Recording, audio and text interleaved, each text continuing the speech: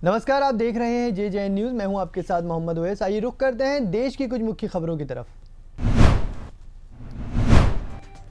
प्रधानमंत्री नरेंद्र मोदी ने कोविड-19 के खिलाफ जारी लड़ाई में फ्रंटलाइन पर तैनात नर्सों के प्रति आभार जताते हुए कहा कि स्वस्थ भारत के प्रति उनकी प्रतिबद्धता सराहनीय है। मोदी ने अंतर्राष्ट्रीय नर्स दिवस के अवसर पर ट्वीट कर कहा, इंटरनेशनल नर्स दिवस कोविड-19 के खिलाफ फ्रंटलाइन पर तैनात कड़ी मेहनत करने वाली देश की नर्सों के प्रति आभार जताने का दिन है। एक स्वस्थ भारत के प्रति उनका कर्तव्य, जज्बा और प्रतिबद्धता उत्कृष्ट है।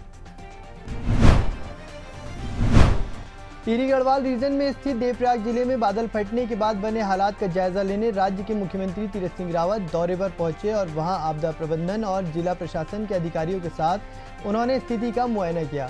बादल फटने के चलते हुई भारी बारिश के कारण यहां जान का नुकसान तो नहीं हुआ, लेकिन माल को काफ़ी नुकसान होने की बात कही है, क्योंकि कुछ भवन और दुकानें ढह गई हैं। चक्रवात और पश्चिमी डिस्टर्बेंस के चलते अगले 5 दिनों में उत्तर और उत्तर पश्चिमी राज्यों में मौसम का मिजाज अलग रह सकता है। खासतौर पर उत्तराखंड के देवप्रयाग में बादल फटने की घटना के बाद भारी बारिश होने की चेतावनी दी जा रही है। मौसम विभाग की माने तो उत्तरकाशी, चमोली, रुद्रप्रयाग, पिथौरागढ़, पौड़ी, गढ़वाल, नैनीताल जैसे इलाकों में मूसलाधार बारिश हो सकती है। साथ ही अन्य राज्यों में भी मौसम संबंधी चेतावनियां जारी की गई हैं। कुंभ के बाद कैची धाम का मेला ही इतना बड़ा है कि जिसमें देश विदेश के हर साल लाखों लोग हिस्सा लेने आते हैं। 13 अप्रैल को जब जिलाधिकारी धीराज सिंह गर्ब्याल से मेले की इजाज़त देने के संबंध में प्रशासन के फैसले के बारे में पूछा गया था, तो उन्होंने कहा था कि हालात के अनुसार निर्णय लिया जाएगा। अब जबकि कोरोना के हालात पिछले साल से भी ज़्यादा खराब हो गए हैं, इसे देखते हुए धाम में होने वाले वार्षिक मेले को रद्द कर दिया गया है। कोरोना वैक्सीन की कीमत को लेकर केंद्र सरकार और पश्चिम बंगाल सरकार सुप्रीम कोर्ट में आमने सामने आ गए हैं। एक तरफ जहां पश्चिम बंगाल सरकार का कहना है कि केंद्र सरकार ने सालाना बजट में जितना पैसा कोरोना वैक्सीन के लिए अलॉट किया था, अगर उसका इस्तेमाल हो जाता तो पूरे देश के लोगों को मुफ्त वैक्सीन दिया जा सकता था। वहीं केंद्र सरकार का कहना है कि अगर कीमत या बाजार को नियंत्रित किया गया तो इसका असर वैक्सीन के उत्पादन पर पड़ेगा। केंद्र सरकार और पश्चिम बंगाल सरकार ने सुप्रीम कोर्ट में हलफनामा दाखिल कर अपने अपने आंकड़ों और तर्क पेश किए हैं, जिस पर गुरुवार को सुनवाई होगी। इलाहाबाद हाईकोर्ट ने कोरोना प्रबंधन को लेकर दायर जनहित याचिका की सुनवाई के दौरान सरकारी और गैर सरकारी अस्पतालों को एक अहम निर्देश देते हुए कहा कि संदिग्ध संक्रमितों की मौत को भी कोरोना संक्रमण से मौत मानते हुए आंकड़ों में जोड़ा जाए। हाईकोर्ट ने कहा कि संदिग्धों की मौत को संक्रमित न मानते हुए बिना कोविड प्रोटोकॉल के उनका अंतिम संस्कार करना एक बड़ी भूल होगी।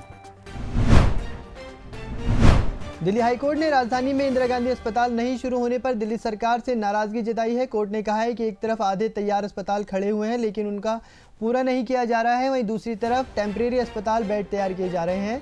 हाईकोर्ट ने दिल्ली सरकार से पूछा है कि जो इमारत तैयार है उन अस्पतालों को क्यों नहीं शुरू किया जा रहा है।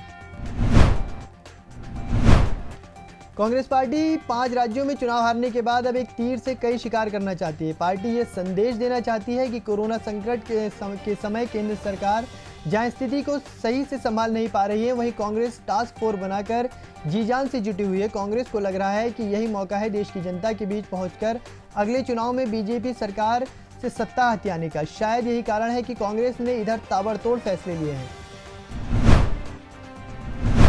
दिल्ली में कोरोना टीकाकरण अभियान के बीच वैक्सीन डोज की कमी को लेकर दिल्ली के डिप्टी सीएम मनीष सिसोदिया ने केंद्र सरकार पर जमकर हमला बोला है। सिसोदिया ने प्रेस कॉन्फ्रेंस में कहा कि दिल्ली सरकार ने 1 करोड़ 34 लाख वैक्सीन की डिमांड की थी, जिसमें 67 लाख कोविशील्ड और 67 लाख कोवैक्सीन मांगी गई थी, लेकिन भारत बायोटेक की तरफ से हमें चिट्ठी लिखकर बताया गया है कि वैक्सीन नहीं दे सकते। उनकी तरफ से कहा गया है कि संबंधित सरकारी अधिकारी के कहने से हम आगे सप्लाई नहीं कर पाएंगे।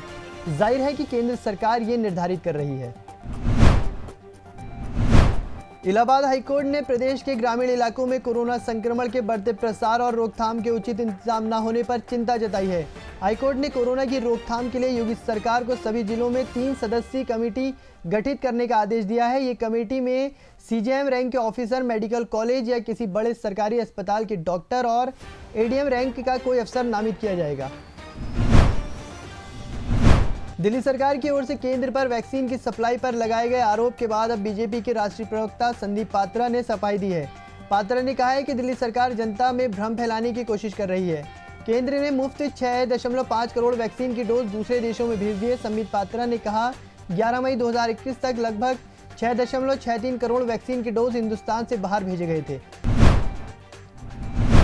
समाजवादी पार्टी के राष्ट्रीय अध्यक्ष अखिलेश यादव ने यूपी सरकार पर कोविड प्रबंधन के लिए निशाना साधा है। अखिलेश के अनुसार सरकार अपनी नाकामी के लिए विपक्ष को जिम्मेदार ठहरा रही है, जबकि समाजवादी पार्टी की सरकार के समय प्रदेश में स्वास्थ्य और अन्य चीज़ों पर जो काम किया गया था उससे बीजेपी सरकार उचित उपयोग करे तो कई लोगों की जान बचाई जा सकती है।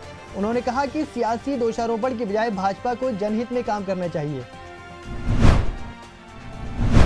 ग्रेटर नोएडा अथॉरिटी ने एरिया में आइसोलेशन में रह रहे कोरोना मरीजों को अब ऑक्सीजन की परेशानी से राहत मिलने वाली है। इसके लिए ग्रेटर नोएडा अथॉरिटी ने एक बड़ा कदम उठाया है। अथॉरिटी अब ऑक्सीजन सिलेंडर किराए पर देगी। इसके लिए कई जगह पर सेंटर खोले जा रहे हैं। बाजार जैसी मामूली कीमत पर ये ऑक्सीजन सिलेंडर मरीजों के तीमारदारों को दिए जा रहे हैं। इसकी शुरुआत अभी 4 ऑक्सीजन सेंटर से की गई है।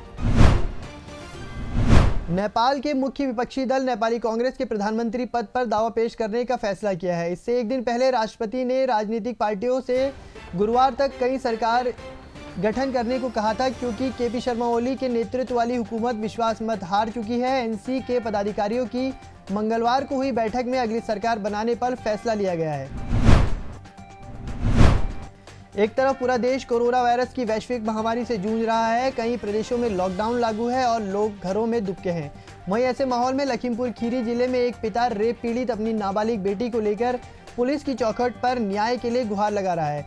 उसकी कोई सुनवाई नहीं हो रही है। पीड़ित पिता की फरियाद पर मुकदमा तक पंजीकृत नहीं किया जा रहा है, ना ही लड़की का मेडिकल कराया जा रहा है। उल्टा पुलिस का कहना है कि ये आरोप ही झूठा है। उधर पुलिस कार्रवाई न होने से दबंगों के हौसले इतने बुलंद हो गए हैं कि वो पीड़ित परिवार और पुत्री को जान से मारने की धमकी दे रहे हैं।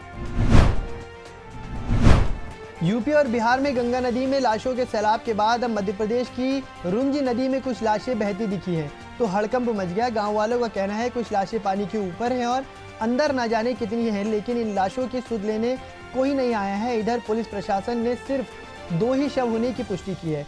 साथ ही कहा है कि ये लाशें कोविड पेशेंट की नहीं है, बल्कि सामान्य मौतों की हुई हैं। भोपाल में आज सुबह ही पेट्रोल डीजल के रेट बढ़ोतरी हो गई है। सामान्य पेट्रोल के दाम भी 100 रुपये पार कर गए हैं। उधर डीजल के दामों में भी बदलाव हुआ है। डीजल का रेट भी 90 पार हो गया है।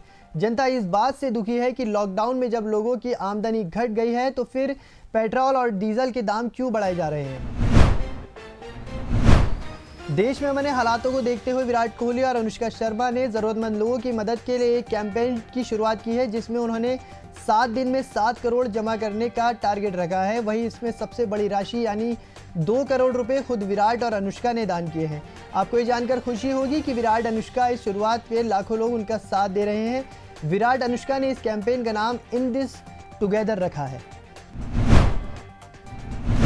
बॉलीवुड में अपनी एक्टिंग से सोनू सूद कोरोना महामारी के बीच लोगों को उनके घर पहुंचाना मसीहा बन गए हैं। सोनू सूद पिछले 1 साल से लगातार लोगों के लिए नेक काम कर रहे हैं, जिसकी वजह से उन्होंने पूरे देश में दिल में अपनी जगह बना ली है।